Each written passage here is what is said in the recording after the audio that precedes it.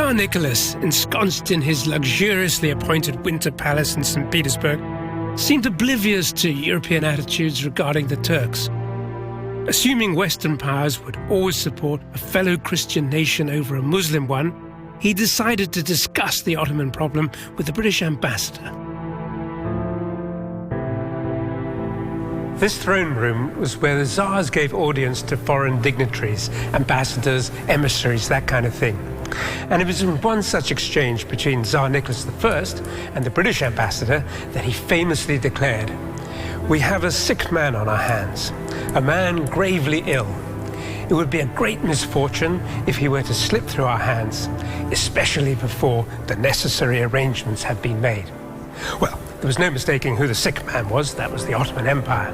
And that rather chilling phrase, "before the necessary arrangements have been made." Nicholas believed that the Ottoman Empire was going to collapse and that it was therefore wise, even legitimate, for the Western powers to take measures so that the Ottoman territories were split between themselves in a way that would give Russia, if not direct control of the Balkans, then at least a dominant influence over those areas of the Balkans where the Orthodox were in a majority.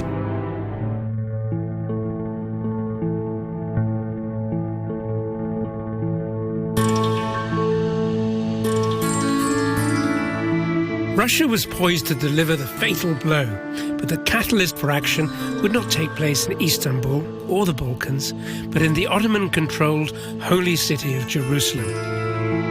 France had the idea that it was the main protectorate of the Christian community in the Holy Lands.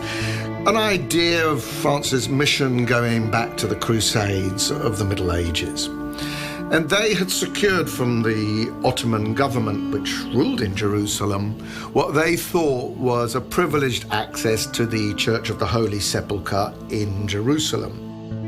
But that was, for the Russians, negated by their own treaties with the Ottomans, which they thought gave the Orthodox privileged access to these very same places. You can imagine the position of the Ottomans. They prevaricated, saying yes to everybody in order to let the problem they hoped go away, but it didn't go away.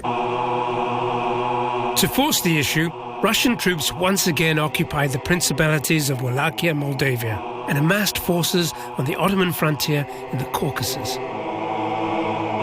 For Tsar Nicholas, the situation was becoming intolerable.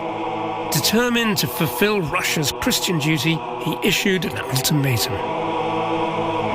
The Russians demanded a restoration of Orthodox privileges in Jerusalem and also that Russia be recognized as the protector of Orthodox Christians, not just in the Holy Lands, but throughout the Ottoman Empire.